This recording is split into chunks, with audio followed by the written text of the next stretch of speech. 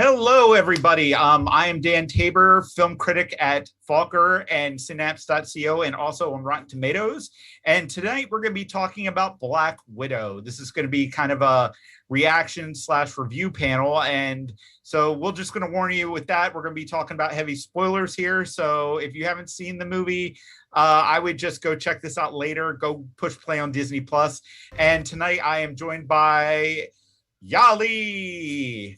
Hello, everybody. I am Dan Tabor, film critic at Falker and Synapse.co, and also on Rotten Tomatoes. I'm Yali. And tonight we're going to be talking about Black Widow. Here at Fandom Spotlite. I also do the social media managing for Fandom Spotlite. So again, if you enjoy the memes, you're welcome. Those all come from me.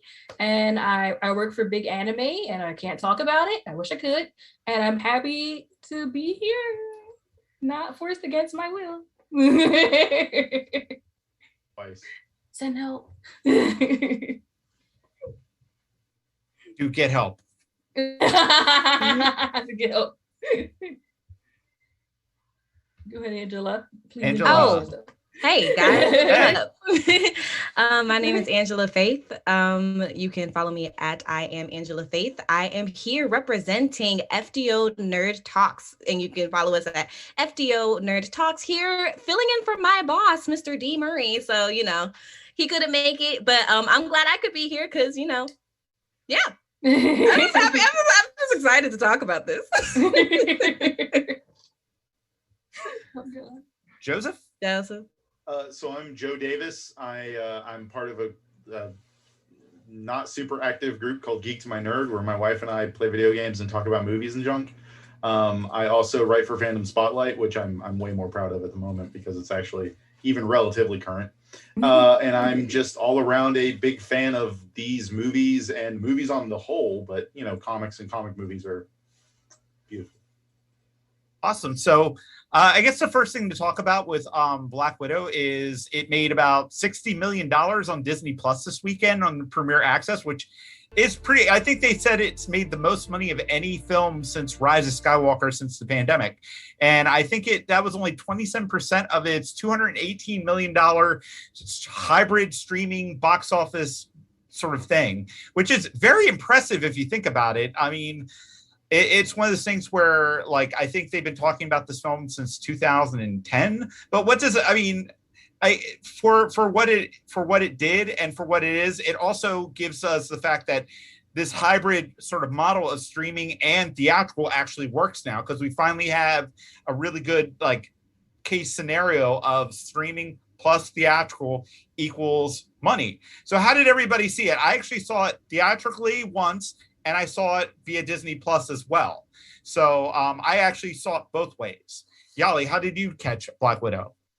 I allegedly saw it via pirate. That's not nice to say.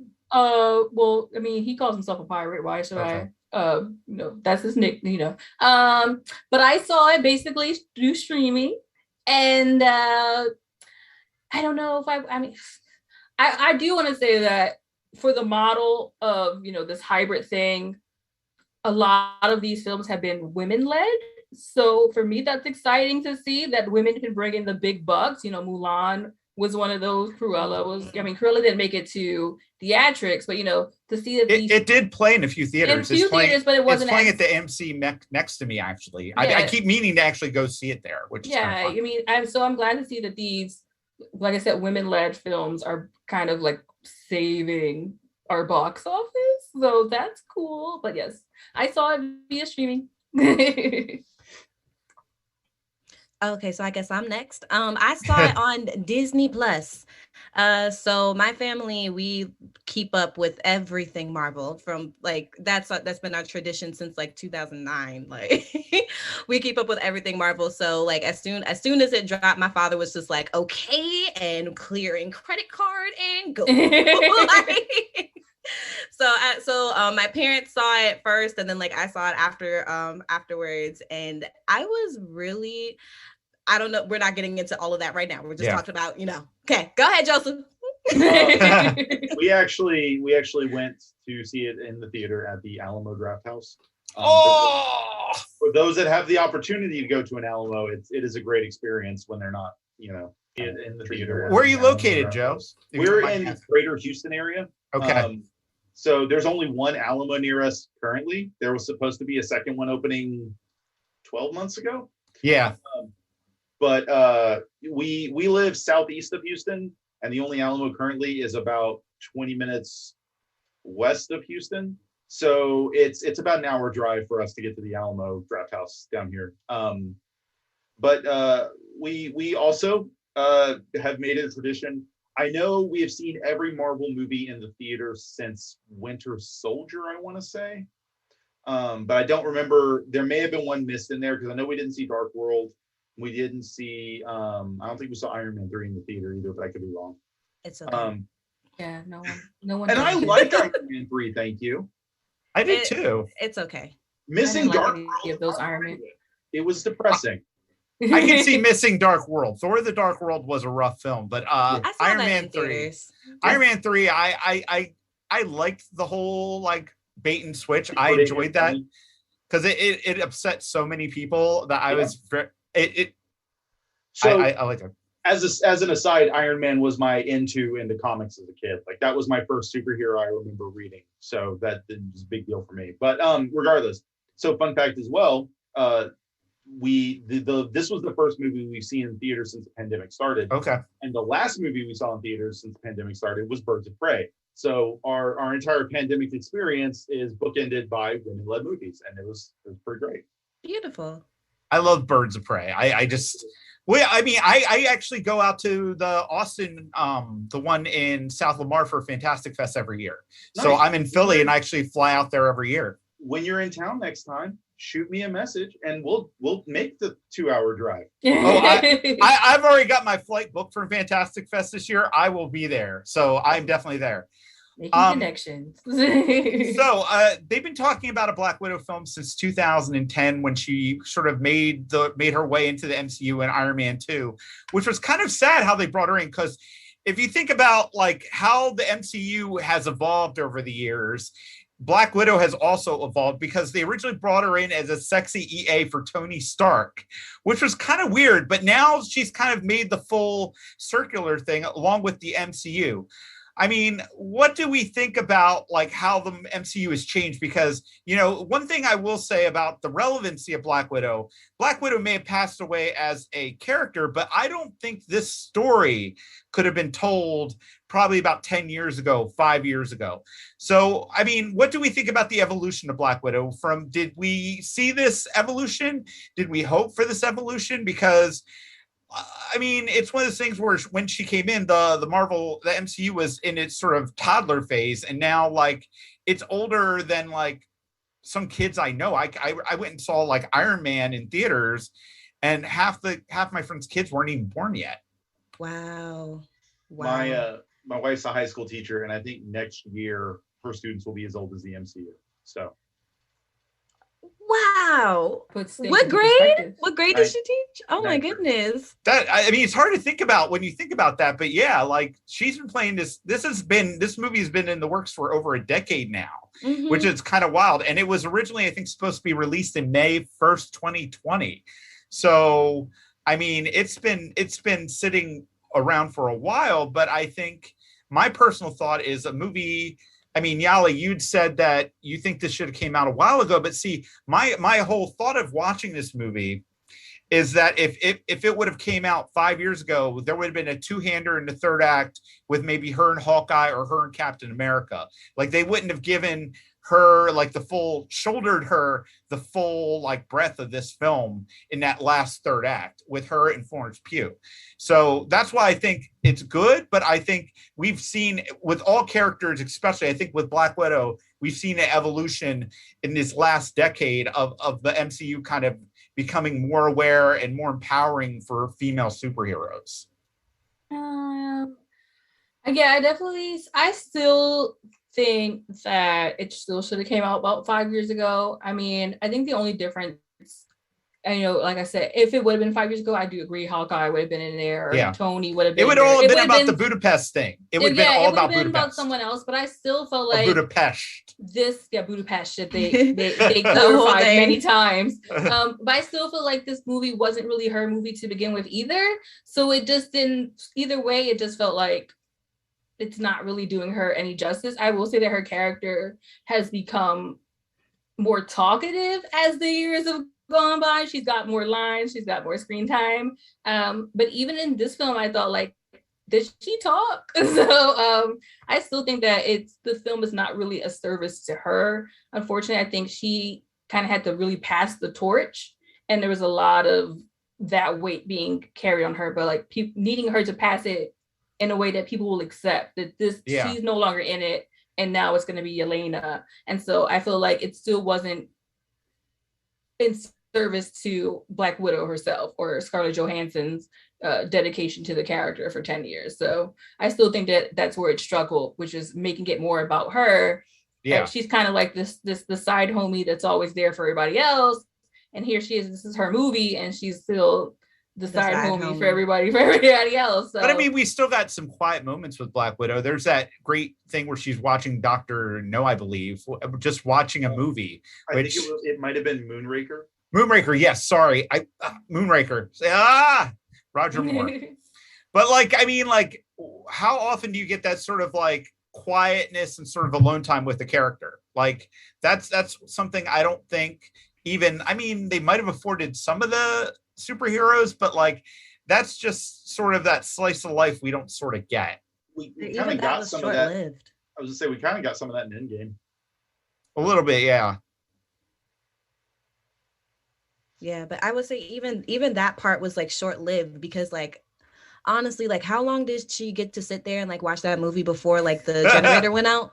Like that was like 2 seconds, and then she had to go out, and then she was immediately met by the taskmaster.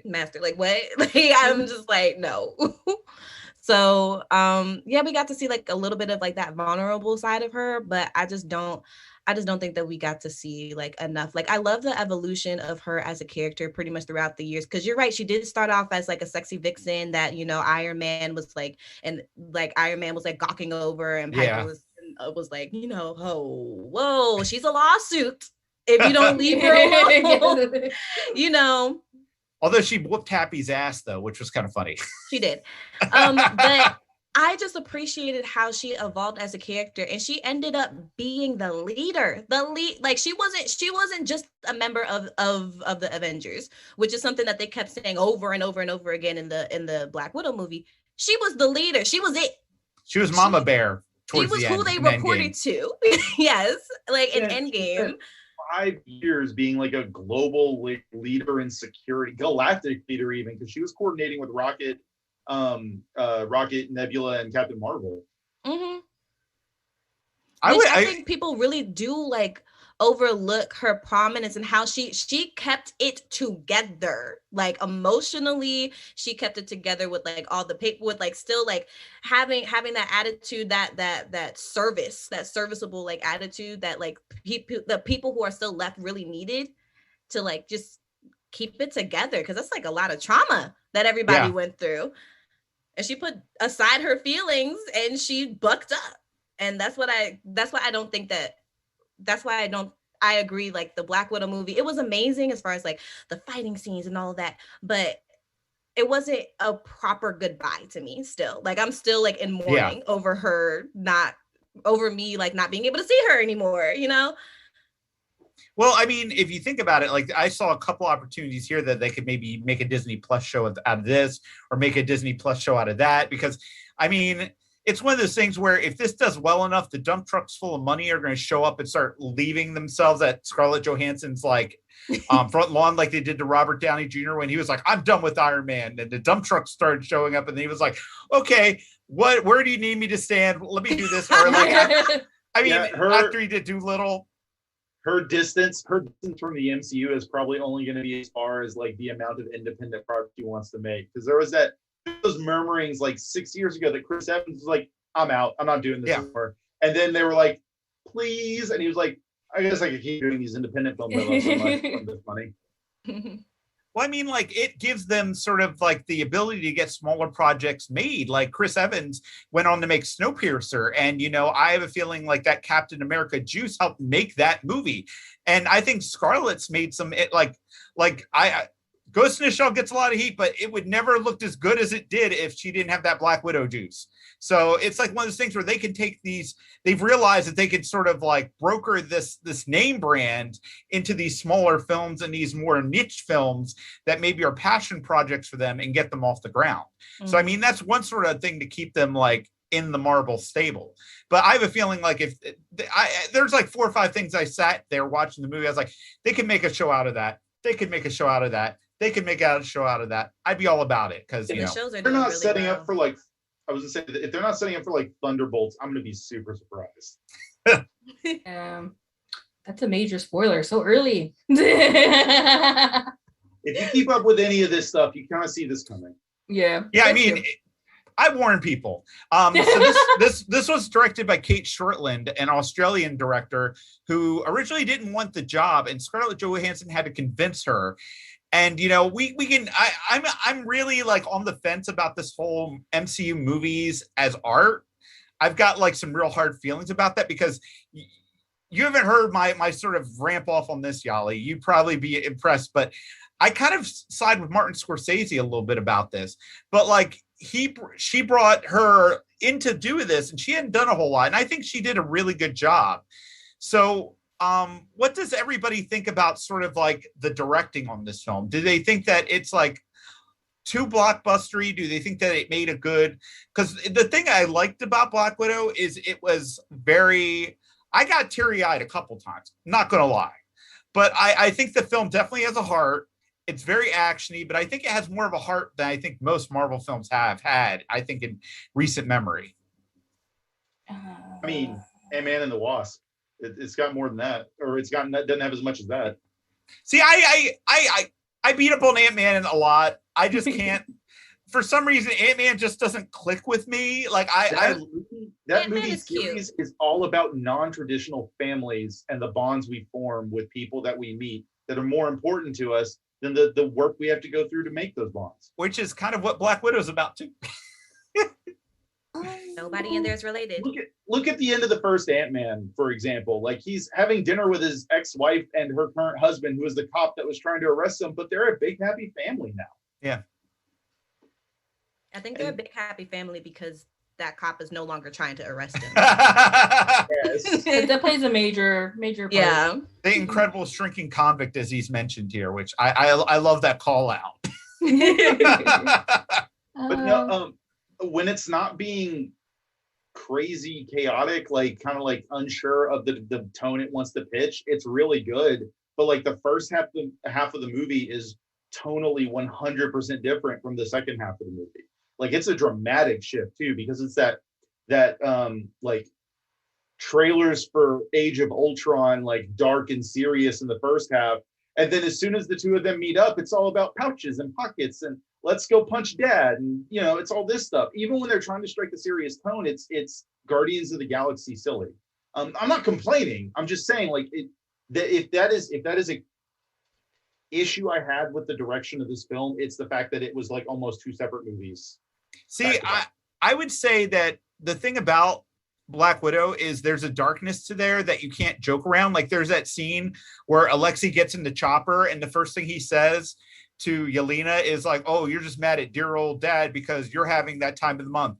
And then she shoots him down with the speech on the graduation ceremony and about her forced hysterectomy. And that kind of sets a tone for the film. Sure. Where it's like, okay, we're not going to ignore these dark things. We're going to stay in this underbelly, but like, we're going to kind of skate like on top of it. But these things are very real. Like death in Black Widow is very different than death in some of these other Marvel properties too. Oh yeah. Mm-hmm. Bullets matter when you're not a superhero. But you said like that sets a dark tone, but it sets a dark tone in kind of a like half joking way. Like it's not that like. What do you mean by half joking? The movie begins with human trafficking. Well, no, the first like the first 10 minutes of this movie almost had me in tears where they're like pulling them out of that shipping container. But that's the point I was trying to make. Like, yes, it's a dark, serious movie. Like, we're gonna deal with this. But then, like, she, like, when they had the helicopter scene and she starts going over the stuff that we already kind of knew happened from Age of Ultron, like, it's handled in this way. Like, come on, you're an idiot. You know all this stuff. I'm saying this sarcastically, blah, blah, blah. Like, you know, this is the thing. And it's not that it was done. It felt like the way it was done was almost like tongue in cheek. I don't know. Like, I think what do you do when you snark at family? I think the problem with what I felt with the directing is specifically like the line about the hysterectomy and the thing about the pockets. It's like, I felt like serious things happen to people everywhere. Serious things happen to women. But for some reason, when we're talking about things that are serious about women, we also have to like make it comfortable for other people. And I took those, like the jokes about it later, is kind of like making it comfortable, you know, for men or people who don't want to talk about those things. Like, women shouldn't have to make people feel comfortable when they're talking about uncomfortable things. So I felt like that was kind of like a disservice to this movie that's supposed to be like groundbreaking for women. I got the exact opposite, because I got that she wasn't letting Alexi off the hook. Yeah. Because he knew what was gonna happen, and then he already knew. Yeah, it's not his. He knows that's what happens. So even him like joking about that. Yeah, I don't think that joking about it. I just feel like it's a common thing to when we're talking about serious situations to throw in comedy to make it easier to digest. Well, that's how Marvel gets away with these like these sort of like themes, is they kind of either use that to break tension or drama is comedy. I think if you're gonna go there with like people literally being murdered, and you're gonna go there with like human trafficking, and you're gonna go there with everything else, let that real serious moment be what it is. It's serious. All of them have to live that trauma for the rest of their lives. And to throw in a joke kind of takes away the seriousness of what that is. Like, they will never be able to have children. They will never forget that moment. And so to throw a joke on it, like, is a waste of what could be a real serious moment, an acknowledging moment for people who've been through that kind of trauma.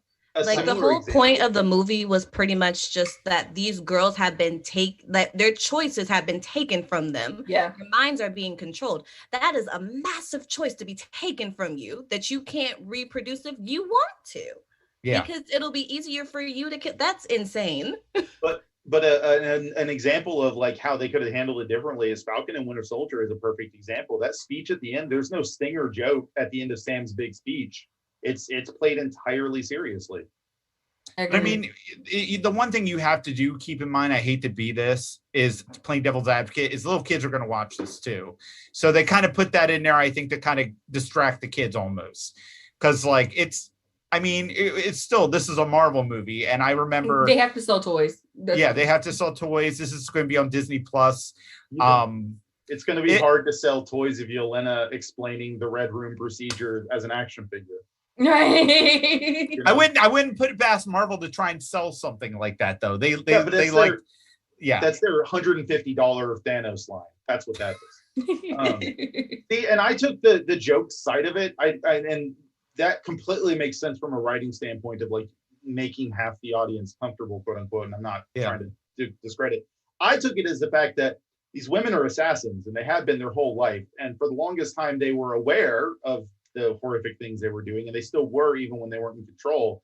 And my brain went to like, I mean, I deal with the dark things in my life through humor. They probably do too, because there's probably a part of them that's very broken from the terrible things they've seen and done. Yeah, I mean, but there's a good balance there. I mean, there's that scene where, I mean, we got to talk about the casting. David Harbour as, Red Guardian, Florence Pugh, who is a gift to all mankind. She was really great in Midsummer. I literally, that movie, if you haven't seen Midsummer, definitely check out Midsummer. I wouldn't watch it as a date movie, but it's definitely worth watching. And Little Women with Greta Gerwig. She is amazing in Little Women as well. And Fighting with My Family as well. Another good movie where she plays a wrestler. The girl's got some serious range, and she's done a lot of smaller movies. So she came in this, and like now the internet knows the full force of Florence Pugh. That and David Harbour, which in Stranger Things, he's pretty amazing. So it's nice to see him get to do a little bit more drama, but a little bit sort of a different character than the one we sort of all know and love. What did everybody else think of the casting here? Angela. The casting was really good. I thought the cast, like, I wasn't disappointed with anybody who was placed in their role. That's one thing that Disney does well, that Marvel does well, is when they pick their people, they pick them and they pick them well. So for the last decade, except there was one character I had a problem with, and it was the Iron Man's original sidekick. Oh, Rhodey, when they changed Rhodey. Did not like the original. Terrence Howard. Yeah. Did not like Terrence Howard. That was He didn't like him either. He's kind of crazy. Have you ever read any of the articles about Terrence Howard, how he invited his own kind of math? Like, Terrence Howard goes down this like abyss of crazy. Like, he lives on another plane of existence that we're just not with him. Which is why they did not want to work with him anymore. Exactly. Yeah, because he wanted like a ton of money, but I mean, like, nope. Wasn't worth it. Not for that. Not for that. Honestly, it was just an upgrade getting Don Cheadle in there because he's someone that can keep up with the level of snark. I love Cheadle too. Look cool. I'm excited for Armor Wars because Rhodes is like one of my favorite side characters or second person character. I don't know. One of my favorite characters that has not had a movie yet. However, it's described. Mine too. I was relieved when they changed him. I was like, thank God. Cheadle's like earned his chops, though, I think, in the indie world. So I'm really glad to see him get where he is now. Yeah, he's amazing at like virtually everything he does. So it's good to bring him on. The casting for this one I thought was good. I just wish that someone like every night whispers in Florence's ear, Madonna biopic, Madonna biopic, Madonna biopic, just so she can get it through her mind and she's ready to accept the role. But the casting was solid. I mean, there wasn't like a weak character. Even like Rachel Weisz did a really good job, and I really liked the one of the few things I did enjoy was the banner between her and Alexi. Like they were like so like the gross parents that like were so lovey-dovey. So you know what I mean? Like, could you guys get a room? Like, ew, like don't do this now. It's embarrassing. Like you're fat but still good. Like what? Yeah, you're fat but like in a good way. You know, we were joking when he's just like, I've been in prison for 20 years. Yes. I have a lot of energy. I was like, ew, Dad, don't do that. He didn't even shower yet. Exactly. And he just peeled on that like rubber suit. And she said, "I never washed it too." There was that line. And he just got a fresh tattoo, so you know it's infected now. You absolutely know it's infected now. Oh, gross. Oh, I didn't even think about that. Yep. I remember. He was getting it done. Yep. They named the pig Alexi. I mean, the pig Alexi was adorable. When she suffocated that pig, I was screaming. It's like she suffocated that Alexi. pig. Oh my gosh! I was like, "Are you gonna turn it on now? Or now?" And then she's just like, "You won't even find another 6 seconds. It's okay. It's okay." What? No, it's not okay. Like, wait, no. We weren't okay. We wouldn't have been okay for still have not eaten pork since. poor Alexi. I also dig this cast. The only thing I was a little like, oh, I wish we would have had more of is the guy who played Dreykov. Because he was good. He was really good as a piece of crap. He was like a fantastic piece of crap. And you know when there's a really good villain and you want more of that really good villain, like Handsome Jack from the Borderlands games comes to mind. Like you love a really good villain, and he was kind of up there. Like I just wanted a little more of him doling out that piece of crap lines. But I think. Go ahead. No, you go ahead. I honestly think that him not getting away was kind of just. It's more so like justice, I should say. Because in the wake of like, you know, like the Me Too movement and everything like that, like, you know, it's different. He's like taking these women and, you know, just like forcing them to have hysterectomies and like training them to be weapons and stuff like that. But how many times like in the news do we see men who do something, you know, like pretty similar and then they just walk? Yep. I also really enjoy that the other villain, quote unquote, question mark of the piece. Taskmaster did, because now we could have Taskmaster and an army of widows later, because Yeah. They're entirely an army of trained assassins, and they could do whatever they want now. I love the Taskmaster bait and switch. Like I loved what Taskmaster turned out to be. And when you watch the movie the second time, you can see it more. Like it's definitely like a woman in a suit, which I was like, at first, like it kind of threw me off. And the thing was, is they were trying to sell Taskmaster as the next Thanos at one point. Marvel was, which is kind of weird. Like he's dangerous to a certain tier of superheroes, but then there comes a time where his ability, their ability to mimic. Yeah, I think this is going to be the MCU's Taskmaster, and I'm great with that. That I'm fine with it. I'm personally a massive Taskmaster fan because they're just like a fun, weird, quirky. Did you like this mix of it though? Was this like cool to you? Because I'm not a big Taskmaster fan, but I am better with it in the current light than I was with the Mandarin thing in Iron Man 3. Okay, yeah. But I do think this has better potential for like character growth. My big things with Taskmaster is I like that Taskmaster, no one really knows who Taskmaster ever is. Like in the comics, that's just the thing. No one knows who Taskmaster is in general. And usually they're voiced by Ron Perlman, and that's just a really good voice. But I think the only thing I don't like is that we did figure it out. That's it. If it was just one of the widows that he turned into Taskmaster, I think I'd like that more.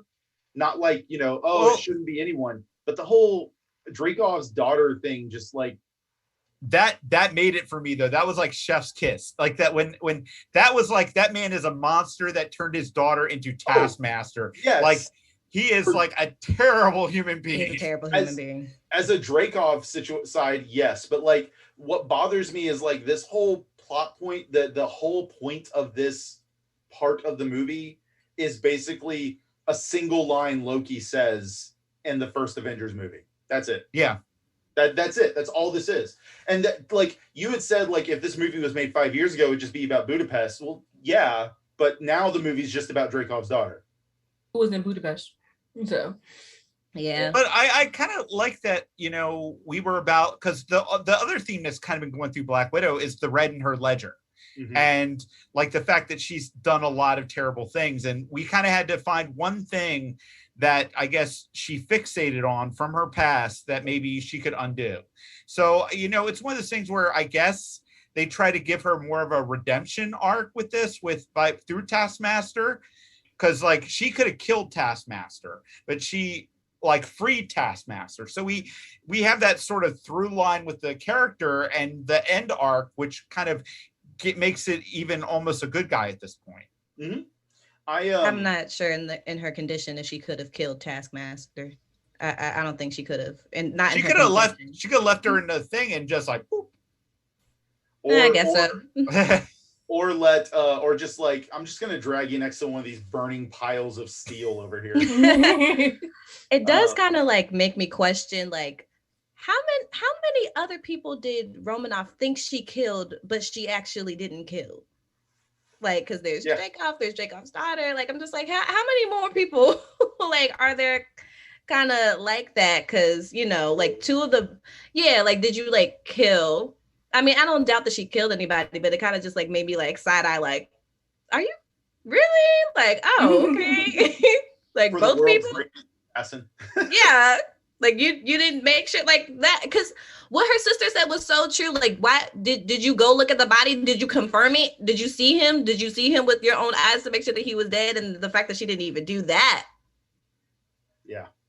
Come on, assassination 101, bro. Take a photo. No, there was take a photo. Speaking of the ledger, that was something my wife and I also spoke about that we really thought was kind of funny, where he's like, look, you guys may have had a miserable life.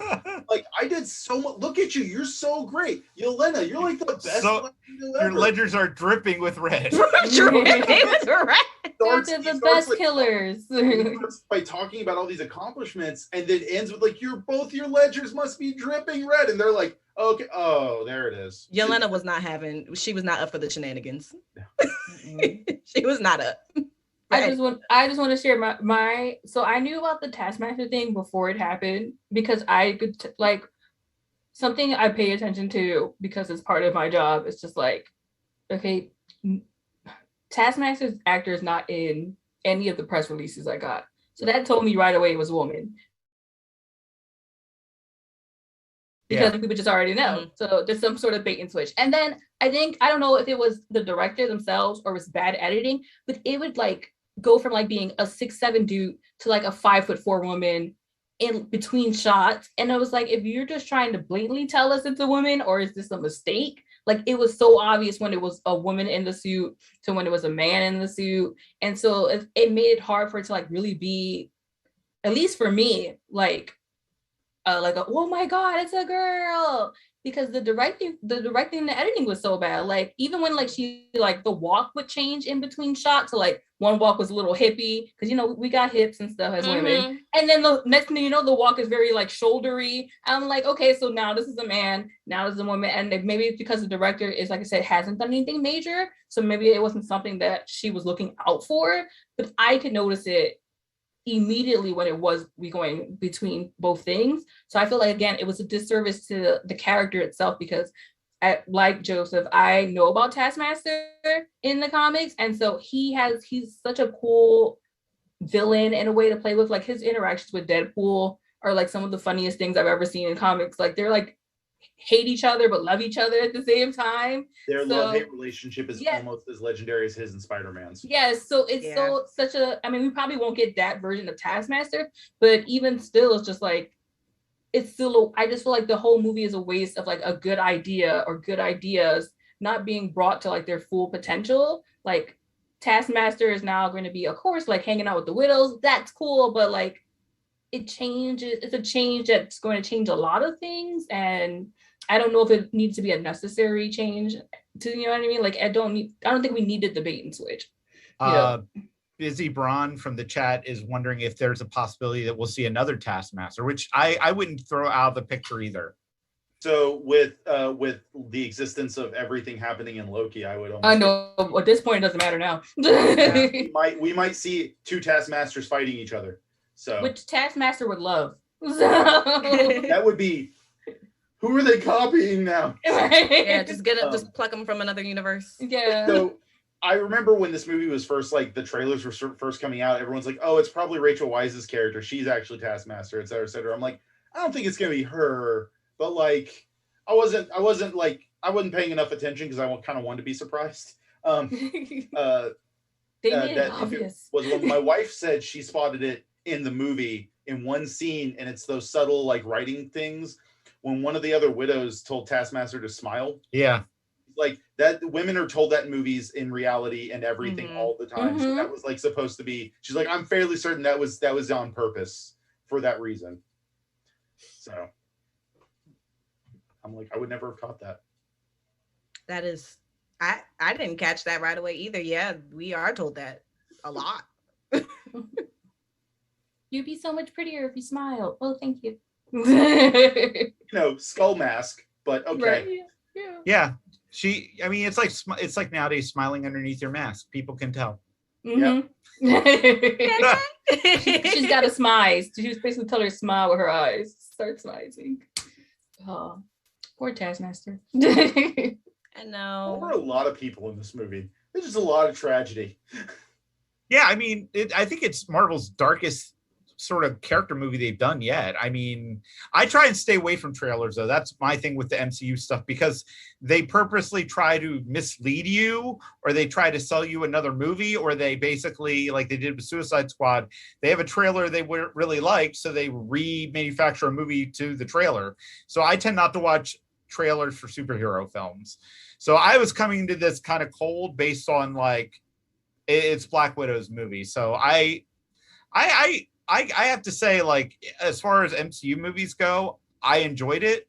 I enjoyed it quite a bit because I like Scarlett Johansson. I think she is one of the sort of best sort of like actors we have in this sort of space with Charlize Theron. They've kind of made this action sort of thing. They make action movies. They also make art house movies, and they do a really good job of it. And I really was foreseeing her kind of like send this character off. So, but like, I think this was written by the co-writer and showrunner of WandaVision too, which was kind of interesting.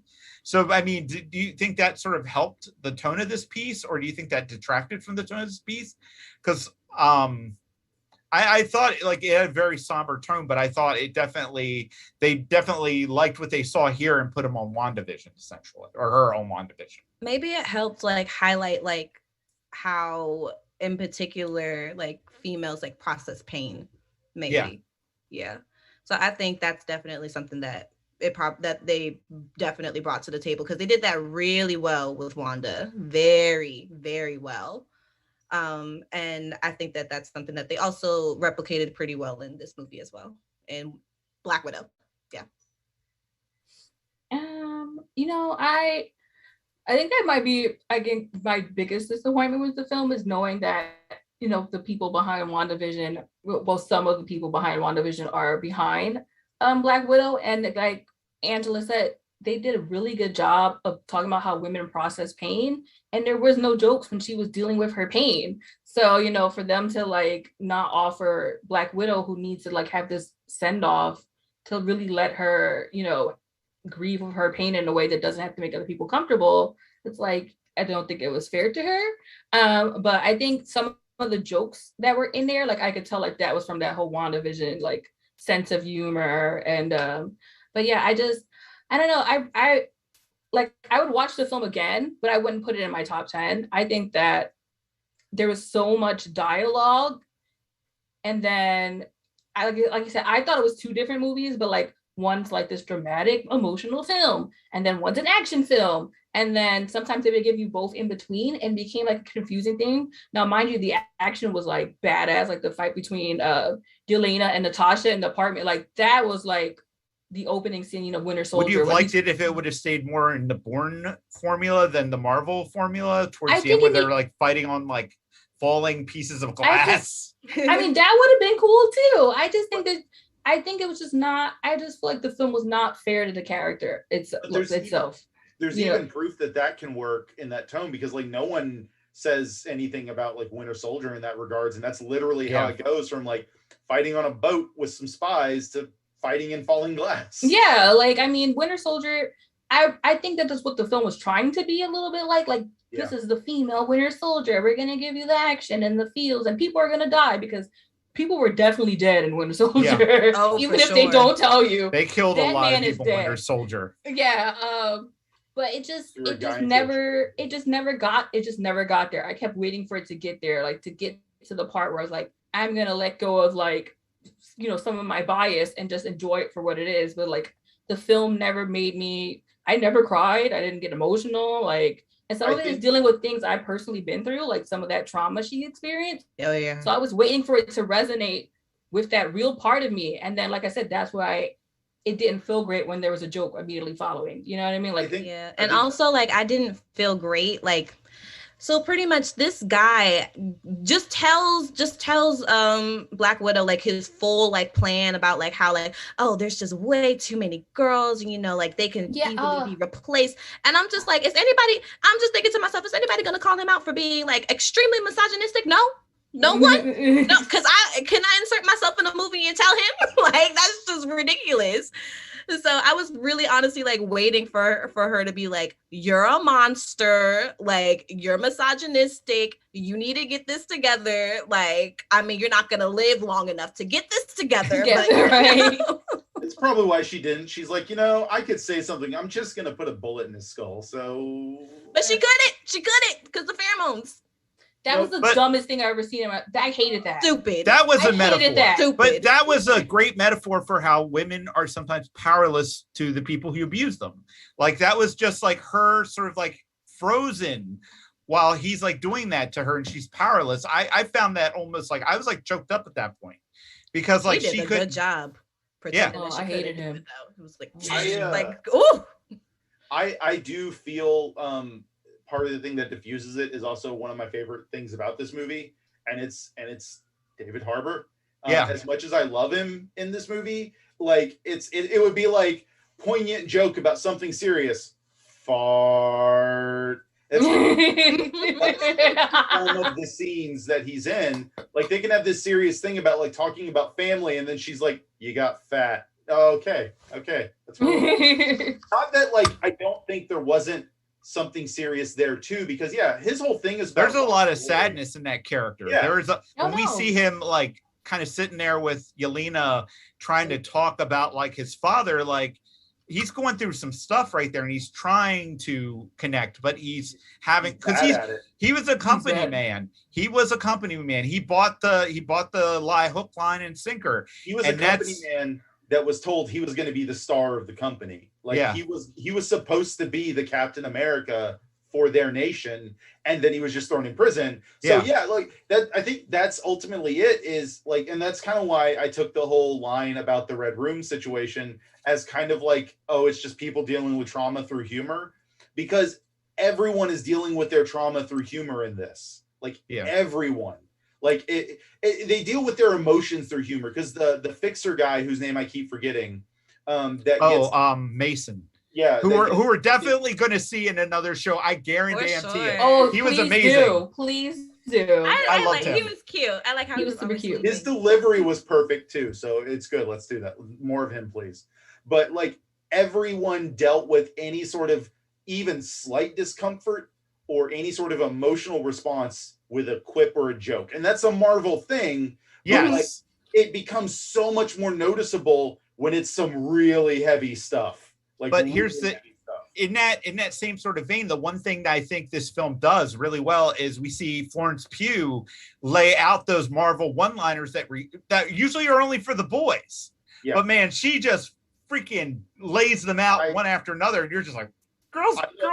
Frozen Dust, basically, where she's like, you're doing the landing thing and you're such a poser, and then she does it and she's like, ugh. That was a very cute moment. She's like, I'm disgusted with myself. I can't believe I did it. But I think she was definitely, I wish they would have called it like the Yelena Belov movie, because it just felt like it was her movie. Well, you weren't supposed to know originally that they were going to pass it that way.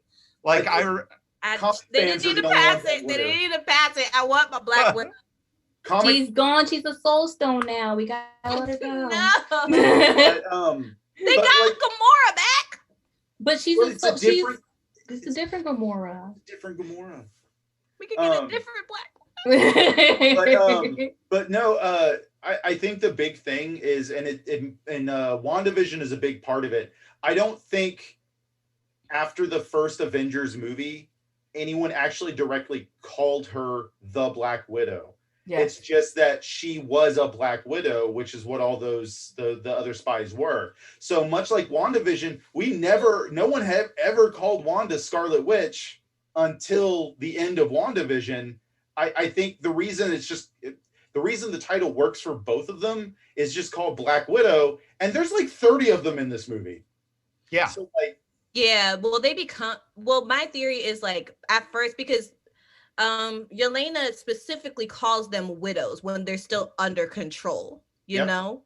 I think the reason why Scarlett, or why Agent Romanoff earned the title of Black Widow, is because she's the only person who got out on her own, you know? It's possible. I think the only could be a rank. Directly refer to her as Black Widow is in like a video of her and Clint fighting side by side, because I don't think he's ever called Hawkeye either. The closest they get is calling him the Hawk. No, he's just Clint. Or Agent Barton. Yeah. Or they call him Logolus a couple of times. Well, yeah. But that's a good name. That's Tony nicknaming everyone. we can talk about the spoilers. So we know in, I guess, the Hawkeye show, it's going to be Yelena versus Hawkeye, which that's not fair. Hawkeye. Oh, yeah, because of his daughter. Well, no, it's not his daughter. No, it's not. It's not his daughter. Kate Bishop isn't his daughter. No. They actually really don't like each other very much. But no, they don't. I forget exactly how they came across each other in the comics, but it's like something like he starts training her because she's like naturally good at it in general, and then like he helps her fight a street gang in New York, which doesn't sound super fair at all. Like, you bring someone who fought an alien horde to fight a street gang, and that's just like, come on, man. It's a casual Tuesday for him. Yeah. But I mean, do we know that's going to be the through line? Because in the end game, he's like teaching his daughter how to shoot a bow and arrow. So I figured it was going to be his daughter. But her character name is Kate Bishop in the show. Okay. Yeah, I mean, they could change it, or they could. And also, they're kind of setting up like a Young Avengers thing, and Kate Bishop is like one of those founding members. So it would be odd to be his daughter if they're doing that. So. And I want to say I saw somewhere when they were announcing the show that they are pulling, maybe not entirely, but pulling very heavily from the Matt Fraction line, which is the one where it's the two of them. Mm-hmm. But I wouldn't be surprised if it's something like Yelena's chasing Clint. Clint lies low in New York somewhere because there's billions of people in New York and you can hide there. And that's where he comes across Kate and they have to do things. I don't know. Makes sense. I'd watch it. I mean, I'm going to watch it. So. Yeah. Yeah, I mean, that's the whole thing with Hawkeye. It's all about Hawkeye's family. I mean, there was that scene, one of my favorite parts in Age of Ultron is where they're hanging at Hawkeye's his farm. And it's like one of those things where that's why we love Hawkeye and we forgave him for what happened to Black Widow was because of his family. He had to go back to them. So I'm kind of hoping they kind of pay that off somehow. I'm with you, Angela. I want Hawkeye's family to be happy and I want him to kind of. And I really wanted his daughter to be a part of it because in the end games, that was the last thing he did with his daughter was teach her how to shoot an arrow. When that happened, that broke. I almost started crying when it first happened. Like I was just like, what was the joke? Statistically, like half of the people in the world are gone, or some sort of statistical thing where he should have only lost like one of his kids or something. Yeah, and he lost his entire family. Everybody. Yeah, that's Clint's luck right there. Why is Clint so much better as a bad guy? He was pretty badass as Ronin. Lack of self-control. That's a very good answer. Yeah. But don't you think someone would have like told Yelena that like he had no choice? Like she let go herself. Like I just feel like someone should have comboed. Someone could have left a note at the grave. You know what I'm like? Well, that brings up the whole thing with Julia like, Louis-Dreyfus's character as Valentina. Maybe Valentina was gaslighting her. That's the other thing. I just feel like I mean Tony's dead, so I know like he can't be the person to have the convo, but like someone in S.H.I.E.L.D. would like Yelena, like the S.H.I.E.L.D. that doesn't exist anymore. Yes, the one that doesn't, or someone from SWORD. But I just feel like someone could have left her a note, like, "Yo, if anybody told you it was Hawkeye, it wasn't Hawkeye." Like, should have left her a note. You gotta think about who knows. The one like Snooki and J-Wild did for like Jersey Shore. Just want to let you know. Like it's the only people left that know are Hawkeye, Hulk, and Thor. And like Hawkeye doesn't talk. He doesn't talk to people. Come on, he's so cool and edgy.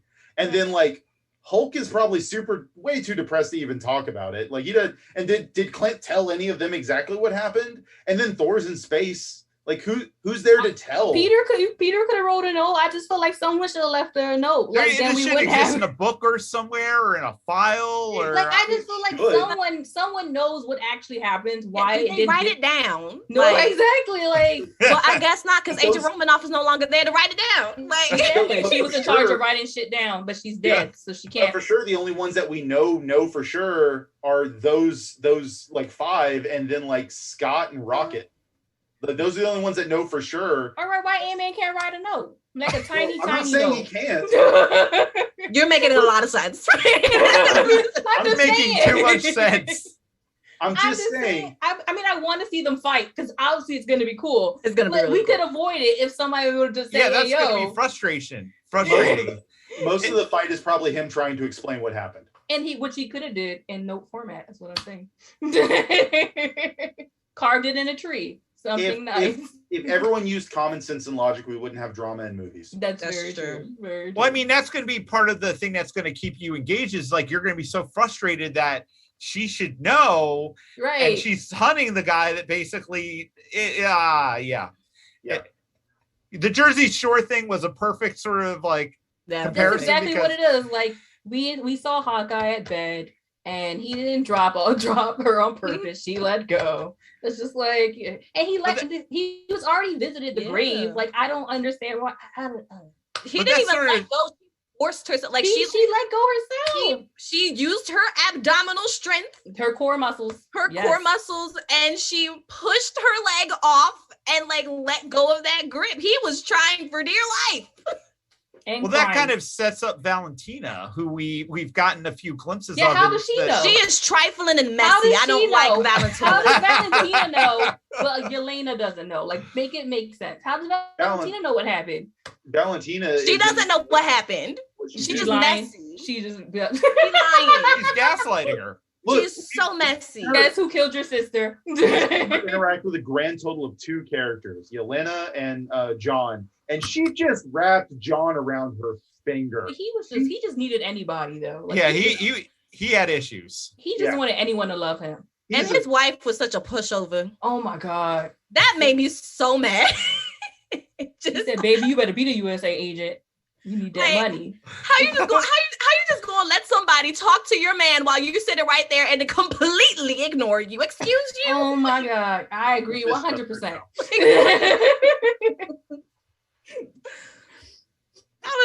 That was embarrassing. We need to have all of you guys for the Hawkeye show because it's going to be amazing. Oh no, I'm gonna record all the time. We gonna watch it. I'm so excited for that show.